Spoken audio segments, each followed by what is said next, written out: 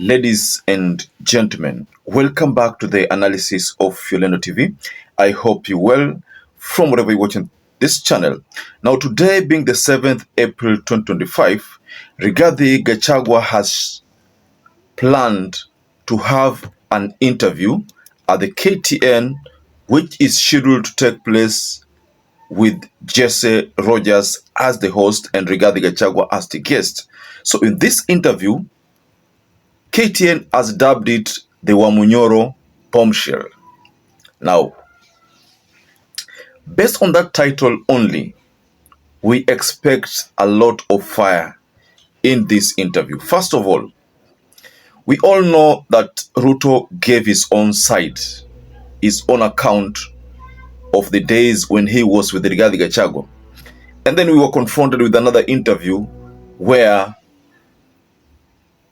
Justin Muturi gave an account of his relationship with William Ruto.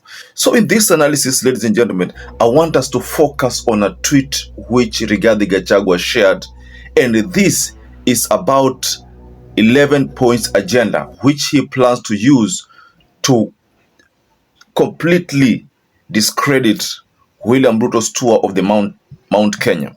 You see, this is very strategical.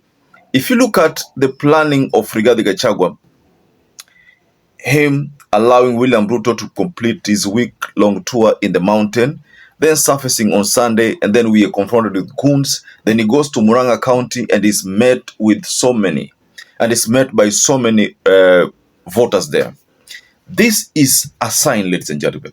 So I'd like us to quickly go to this tweet from RIGATHI Gachagua, and there's something he has talked about here.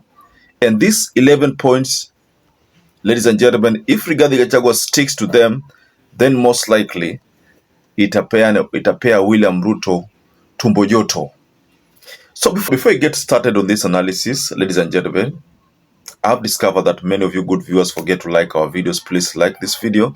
Please subscribe if you're not subscribed. Thank you so much for your support. Now, without wasting much of your time, ladies and gentlemen, let's dive into this tweet from RIGATHI Gachagua. Now, RIGATHI says, join me on KTN television this evening from 7:30 p.m. to 9 p.m. for a candid conversation on matters Kenya.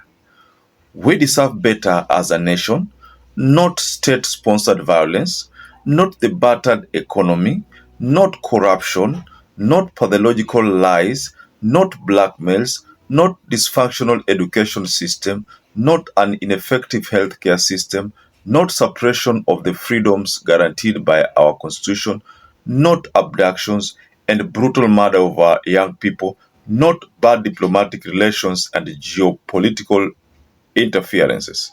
Our nation cannot shut under oligarchy and anarchy. We must listen to the Kenyan people and do so deliberately. Now, when RIGATHI talks about we deserve better as a nation, then he talks about state-sponsored violence. I think RIGATHI is trying to refer to what happened at the PCA church. You remember the goons invading that church where RIGATHI Gachagua had attended. There's a lot of allegation that was sponsored by the state. I don't have proof, but many politicians have talked about it, Cleophas Malala included, and RIGATHI Gachagua, Senator Nyutu, and so many other politicians have talked about this matter. Then he talks about battered economy. Then he talked about corruption. You see, these are things which will cost William Ruto the presidency. Battered economy, corruption. Then there's this aspect of pathological lies. You see, this is not the first time RIGATHI is talking about pathological lies. Last week, after William Ruto's interview that took place at Sagana State Lodge, RIGATHI shared a tweet about talking about pathological lies. Say that, I mean, he now believes that kuna watu wako na shida ya mental, you know. So RIGATHI was trying to water down that interview because that interview was full of statements which were directed to him. You know, the issue of the 10 billion bribe so that he can actually, I don't know, hand over Mount Kenya to William Ruto. I don't know what was the plan, but there was the issue of 10 billion. And that already has been shared widely, and many people have talked about it. There are those people who supported it. There are those people who dubbed it as just another, lie meant to taint Rigathis name. We don't know who is telling the truth, but those are some of the sentiments which have been said. Then there is the issue of the blackmails. Blackmails, these are things which have been talked about. Like, for instance, last week, during the tour in Nyeri, where the governor had to attend, Senator Nyutu surfaced and said that there was some element of blackmail and that the governor simply had to go there because of blackmail. Most likely was told that if you don't attend that meeting and make certain pronouncements, you are not going to get favors from the government. In fact, you can be impeached. So those are some of the things which were said there, and they forced the governor to attend that meeting. So the aspect of blackmail. Now, he talks about the dysfunctional education system. I don't know if Rigathi is talking about CBC or he's talking about this HELB that was changed to a new funding model. That funding model is the main reason why most university students who have IDs might not vote for this government, simply because HELB was changed. You see, the initial one was HELB, which was a bit easy to manage, HELB. Then there's the issue of ineffective healthcare system.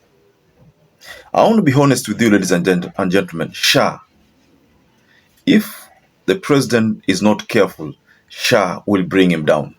I know bringing a sitting president is not easy, but this is one thing that if Ruto is not careful about, then ataumia.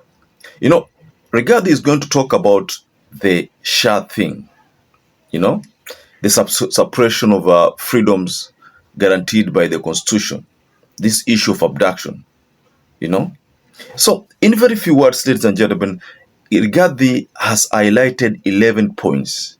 And all these 11 points, if you look at them carefully, they affect this William Ruto's presidency. That's why, assuming Rigathi sticks to these points and it doesn't go off key, kama last time people complained that alikuwa anaongea vizuri and then he went off key. If at all he sticks to them, then most likely this will be damaging to William Ruto's presidency. But if Rigathi decides to go off key kidogo tu, then itakuwa hii interview itakuwa very irrelevant. That's what I can tell you for sure, ladies and gentlemen. But for starters, I think these points, if Rigathi maintains them, despite the fact that I know there are people who don't like Rigathi, there are people who like him, but if he maintains these 11 points, then Kenyans will have something to think about. But take note of this. Removing a sitting president is not easy. That is where we start this conversation from. Not easy. But Rigathi will be seeking to make it possible to do that with his own strategy. You saw what happened yesterday during the Muranga roadside tour.